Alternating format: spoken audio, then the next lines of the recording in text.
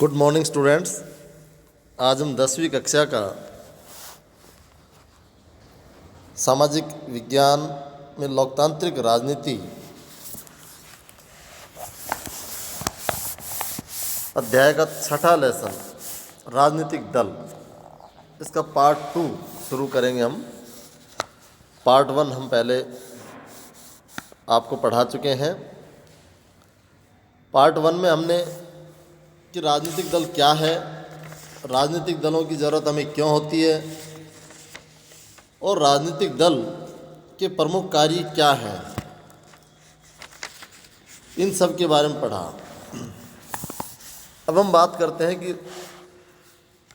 भारत के अंदर जो राजनीतिक दल हैं वो कितने राजनीतिक दल हैं।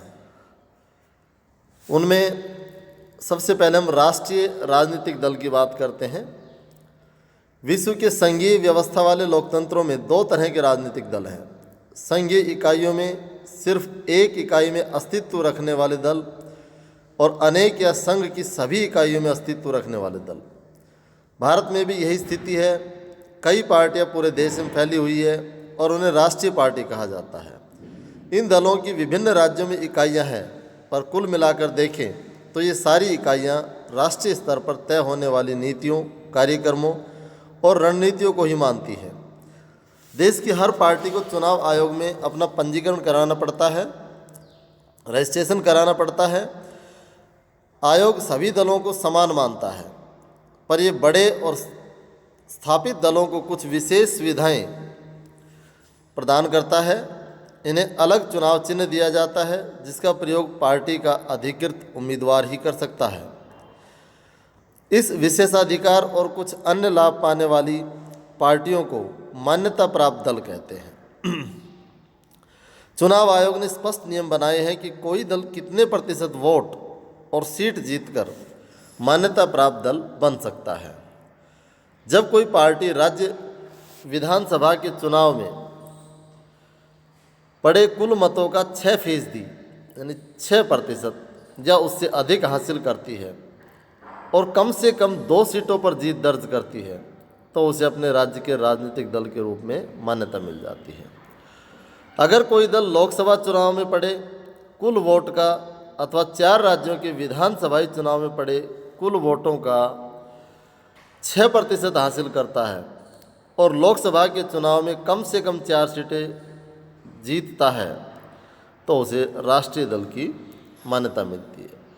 अब यहाँ पर राष्ट्रीय दल और क्षेत्रीय दल दोनों को अलग अलग परिभाषित किया है चुनाव आयोग ने कि कुल पड़े मतों का 6% राज्य विधानसभा में और कम से कम 2 सीटों पर जीत दर्ज करती है, और दूसरा लोकसभा चुनाव में 6% कुल वोटों का और कम से कम 4 सीटों पर जीत दर्ज करती है, तो उसे हम राष्ट्रीय दल की मान्यता देते हैं। इस वर्गीकरण के हिसाब से 2006 में देश में 6 दल राष्ट्रीय स्तर पर मान्यता प्राप्त थे। कुछ पुराने राजनीतिक दल हैं, उनके बारे में हम जानते हैं कि किस प्रकार से उनकी स्थापना हुई। सबसे पहले भारतीय राष्ट्रीय कांग्रेस, इसे आमतौर पर राष्ट्रीय कांग्रेस पार्टी कहा जाता है और यह दुनिया के सबसे पुराने दलों में से एक है। 1885 में गठित इस दल में कई बार विभाजन हुए। आज़ादी के बाद राष्ट्रीय और प्रांतीय स्तर पर अनेक दशकों तक इसने प्रमुख भूमिका निभाई है। जवाहरलाल नेहरू की अगुवाई में इस दल ने भारत को एक आधुनिक धर्मनिरपेक्ष लोकतांत्रिक गणराज्य बनाने का प्रयास किया। 1971 तक लगातार और फिर 1980 से 89 तक इसने देश पर शासन किया। 89 के बाद से इस दल के जन समर्थन में कमी आई, पर अभी ये पूरे देश और समाज के सभी वर्गों में अपना आधार बनाए हुए है। इसके बाद आती है भारतीय जनता पार्टी। भारतीय जनता पार्टी पुराने भारतीय जनसंघ को पुनर्जीवित करके 1980 में ये पार्टी बनी। भारत की प्राचीन संस्कृति और मूल्यों से प्रेरणा लेकर मजबूत और आधुनिक भारत बनाने का लक्ष्य, भारतीय राष्ट्रवाद और राजनीति की इसकी अवधारणा में सांस्कृतिक राष्ट्रवाद या हम हिंदुत्व कह सकते हैं, एक प्रमुख तत्व है। पार्टी जम्मू और कश्मीर को क्षेत्रीय और राजनीतिक स्तर पर विशेष दर्जा देने के खिलाफ है। यह देश में रहने वाले सभी धर्म के लोगों के लिए समान नागरिक संहिता बनाने और धर्मांतरण पर रोक लगाने के पक्ष में है। 1990 के दशक में इसके समर्थन का आधार काफ़ी व्यापक हुआ। पहले देश के उत्तरी और पश्चिमी तथा शहरी इलाकों तक की सिमटी रहने वाली इस पार्टी ने इस दशक में दक्षिण पूर्व, पूर्वोत्तर और देश के ग्रामीण इलाकों में अपना आधार बढ़ाया। 1998 में यह पार्टी सत्ता में आई। गठबंधन में कई प्रांतीय और क्षेत्रीय दल शामिल थे। 2004 के लोकसभा चुनाव में यह पार्टी पराजित हुई। इसके बाद आती है बहुजन समाज पार्टी। स्वर्गीय काशीराम के नेतृत्व में 1984 में इसका गठन हुआ। बहुजन समाज, जिसमें दलित, आदिवासी, पिछड़ी जातियाँ और धार्मिक अल्पसंख्यक शामिल हैं, के लिए राजनीतिक सत्ता पाने का प्रयास और उनका प्रतिनिधित्व करने का दावा। पार्टी साहू महाराज, महात्मा फूले, पेरियार रामास्वामी नायकर और बाबा साहेब अम्बेडकर के विचारों और शिक्षाओं से प्रेरणा लेती है। इस दल को 2004 के लोकसभा चुनाव में करीब 5% वोट और 19 सीटें मिली। इसके बाद आती है भारतीय कम्युनिस्ट पार्टी, जिसे मार्क्सवादी पार्टी भी कहते हैं हम। 1964 में इस पार्टी की स्थापना हुई। मार्क्सवाद, लेनिनवाद में आस्था, समाजवाद, धर्मनिरपेक्षता और लोकतंत्र की समर्थक तथा साम्राज्यवाद और सांप्रदायिकता के विरोधी, यह पार्टी भारत में सामाजिक आर्थिक न्याय का लक्ष्य साधने में लोकतांत्रिक चुनाव में सहायक और उपयोगी मानती है। इसके बाद आती है भारतीय कम्युनिस्ट पार्टी सीपीआई। 1925 में गठित, मार्क्सवाद, लेनिनवाद और धर्मनिरपेक्षता और लोकतंत्र में आस्था, अलगाववाद और सांप्रदायिक ताकतों की विरोधी, यह पार्टी संसदीय लोकतंत्र को मजदूर वर्ग, किसानों और गरीबों के हितों को आगे बढ़ाने का एक उपकरण मानती है। इसके बाद आती है राष्ट्रवादी कांग्रेस पार्टी। कांग्रेस पार्टी में विभाजन के बाद 1999 में यह पार्टी बनी। लोकतंत्र, गांधीवादी, धर्मनिरपेक्षता, समता, सामाजिक न्याय और संघवाद में आस्था।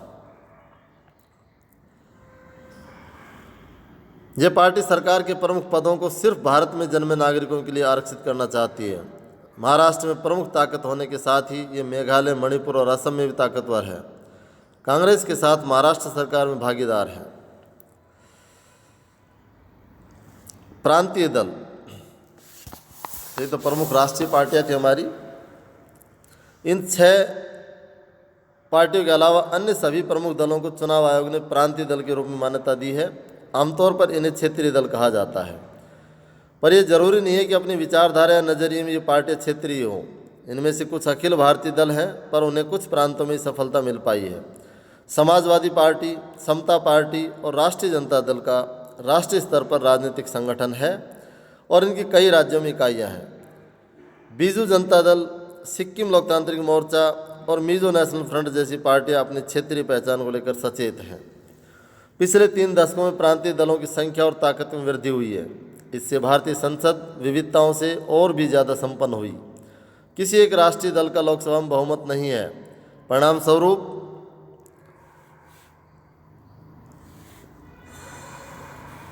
राष्ट्रीय दल प्रांतीय दलों के साथ गठबंधन करने को मजबूर हुए हैं।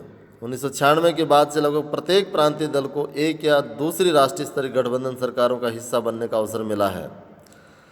इससे हमारे देश में संघवाद और लोकतंत्र मजबूत हुए हैं। यहाँ इस देश के नक्शे पर आप देख सकते हैं कि भारत में कितनी क्षेत्रीय पार्टियां हैं। सभी क्षेत्रीय पार्टियों के बारे में यहाँ ब्यौरा दिया गया है कि किस राज्य में कौन कौन सी क्षेत्रीय पार्टियां सक्रिय हैं। इनका आप अध्ययन करेंगे इस मानचित्र को देखकर। अब हम बात करते हैं राजनीतिक दलों के लिए चुनौतियाँ। इनके सामने क्या चुनौतियाँ हैं। हमने देखा है कि लोकतंत्र के कामकाज के लिए राजनीतिक पार्टियाँ कितनी महत्वपूर्ण है। क्योंकि दल ही लोकतंत्र का सबसे ज़्यादा प्रकट रूप है, इसलिए स्वाभाविक है कि लोकतंत्र के कामकाज की गड़बड़ियों के लिए लोग राजनीतिक दलों को ही दोषी ठहराते हैं।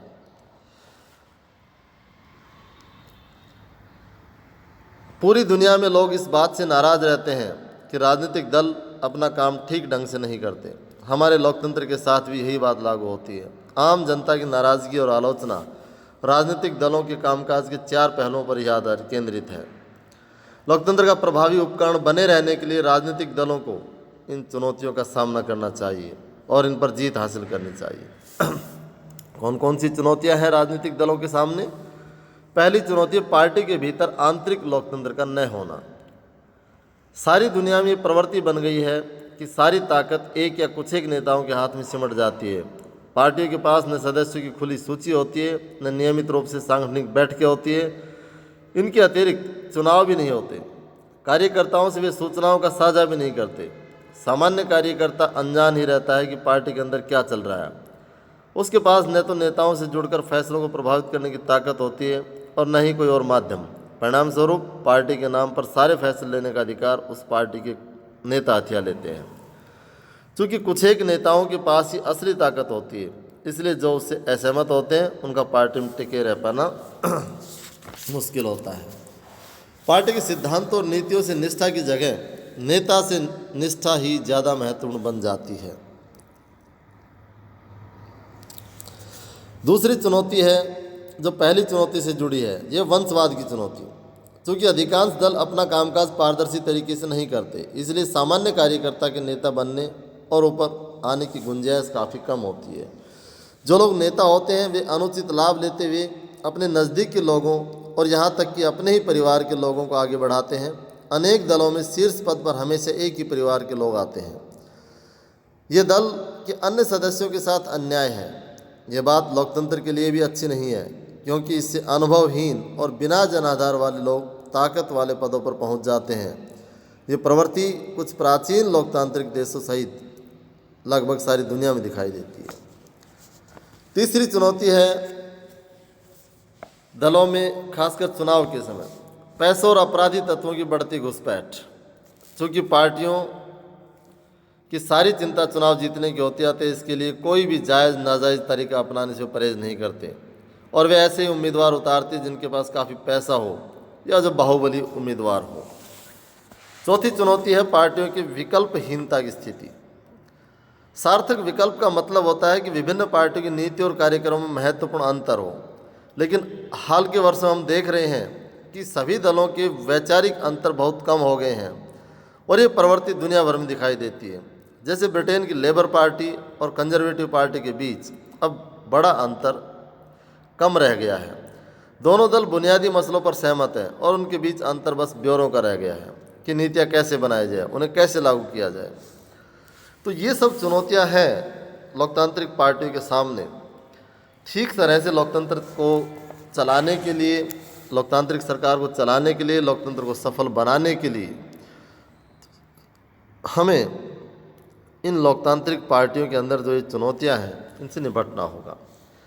दलों को कैसे सुधारा जा सकता है? आइए देखते हैं कि दुनिया में जितनी भी राजनीतिक पार्टियां हैं उन्हें कैसे सुधारा जा सकता है। हमारे देश में राजनीतिक दलों और इसके नेताओं को सुधारने के लिए जो प्रयास किए गए हैं या जो सुझाव दिए गए हैं उन पर हम चर्चा करते हैं। विधायकों और सांसदों को दल बदल करने से रोकने के लिए संविधान में संशोधन किया गया। निर्वाचित प्रतिनिधियों की मंत्री पद या पैसे के लोभ में दल बदल करने में आई तेजी को देखते हुए ऐसा किया गया। नए कानून के आधार पर अपना दल बदलने वाले सांसद या विधायक को अपनी सीट भी गंवानी होगी। इस नए कानून से दल बदल में कमी आई है। दूसरा है, उच्चतम न्यायालय ने पैसे और अपराधियों का प्रभाव कम करने के लिए एक आदेश जारी किया है। इस आदेश के द्वारा चुनाव लड़ने वाले हर उम्मीदवार को अपनी संपत्ति का और अपने खिलाफ चल रहे आपराधिक मामलों का ब्यौरा एक शपथ पत्र के माध्यम से देना अनिवार्य कर दिया है। इसके बाद चुनाव आयोग ने एक आदेश के जरिए सभी दलों के लिए सांगठनिक चुनाव कराना और आयकर का रिटर्न भरना जरूरी बना दिया है। दलों ने ऐसा करना शुरू भी कर दिया है, पर कई बार ऐसा सिर्फ खाना पूर्ति करने के लिए होता है। राजनीतिक दलों के आंतरिक कामकाज को व्यवस्थित करने के लिए कानून बनाया जाना चाहिए। सभी दल अपने सदस्यों की सूची रखे, संविधान का पालन करें, पार्टी में विवाद की स्थिति में एक स्वतंत्र प्राधिकारी को पंच बनाएं और सबसे बड़े पदों के लिए खुला चुनाव कराएं। ये व्यवस्था अनिवार्य की जानी चाहिए। राजनीतिक दल महिलाओं के एक खास न्यूनतम अनुपात में जरूर टिकट दें। इस प्रकार दल के प्रमुख पदों पर भी औरतों के लिए आरक्षण होना चाहिए। चुनाव का खर्च सरकार उठाए। सरकार दलों को चुनाव लड़ने के लिए धन दे। ये मदद पेट्रोल, कागज़, फ़ोन वगैरह के रूप में भी हो सकती है, या फिर पिछले चुनाव में मिले मतों के अनुपात में नकद पैसा दिया जा सकता है। तो इस तरह से हम देखते हैं कि राजनीतिक दलों में हम सुधार ला सकते हैं। जो कमियां हैं हमारे राजनीतिक दलों में, इन सुधारों पर हम अमल करके उन कमियों को दूर कर सकते हैं। तो इस प्रकार इस अध्याय में आपने देखा कि हमने राजनीतिक दलों के बारे में जो जाना कि लोकतंत्र के लिए राजनीतिक दल कितने महत्वपूर्ण हैं, उनकी ज़रूरत क्यों होती है, उनके कार्य क्या है, भारत में प्रमुख राजनीतिक दल कौन कौन से हैं, राष्ट्रीय राजनीतिक दल बनने के लिए क्या शर्तें हैं और क्षेत्रीय दल बनने के लिए मान्यता प्राप्त दल की क्या शर्तें हैं। इसके साथ ही कि हम राजनीतिक दल को कैसे सुधार सकते हैं, उनकी चुनौतियाँ क्या हैं, इन सब के बारे में हमने पढ़ा। Thank you.